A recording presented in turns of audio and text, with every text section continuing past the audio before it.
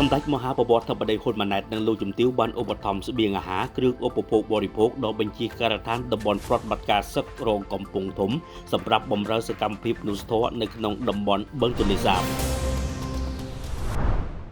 សម្ដេចមហាបវរធិបតីហ៊ុនម៉ាណែតនាយករដ្ឋមន្ត្រីនៃព្រះរាជាណាចក្រកម្ពុជានិងលោកជំទាវបណ្ឌិតពេជ្រមនីបានឧបត្ថម្ភអង្ករ5តោនមីជាតិ200កេសទឹកត្រីទឹកស្អ៊ីវ400យួរនិងត្រីខកំប៉ុង20កេសធំសម្រាប់បម្រើដល់សកម្មភាពមនុស្សធម៌ជួយដល់ប្រជាពលរដ្ឋដែលមានជីវភាពលំបាកខ្វះខាតនៅក្នុងតំបន់បឹងទន្លេសាបក្នុងឃុំផាត់សណ្ដាយស្រុកកំពង់ស្វាយនិងឃុំពីមបាងស្រុកស្ទោងខេត្តកំពង់ធំហើយដែលពិធីប្រគល់នឹងទទួលបានធ្វើឡើងនៅតំបន់ប្រតិបត្តិការសឹករងកំពង់ធំយុទ្ធភូមិភាគទី4ក្រោមអធិបតីភាពឯកឧត្តមនាយឧត្តមសេនីយ៍គឹមប៊ុនឋានរដ្ឋមន្ត្រីប្រតិភូអមនាយករដ្ឋមន្ត្រីនៃព្រះរាជាណាចក្រកម្ពុជាឯកឧត្តមនាយឧត្តមសេនីយ៍គឹមប៊ុនឋានបានថ្លែងនៅការកោតសរសើរចំពោះលោកឧត្តមសេនីយ៍តូសោមសុននិងថ្នាក់ដឹកនាំទាំងអស់ព្រមទាំងនាយទាហានរងនិងពលទាហាននៃបញ្ជាការដ្ឋានតំបន់ប្រតិបត្តិការសឹករងកំពង់ធំដែលបានខិតខំប្រឹងប្រែងនៅក្នុងការបំពេញភារកិច្ចការងារមនុស្សធម៌និងបានធ្វើសកម្មភាពយ៉ាងសកម្មនៅក្នុងការទប់ស្កាត់និងបង្ក្រាបរាល់បទល្មើសធនធានធម្មជាតិ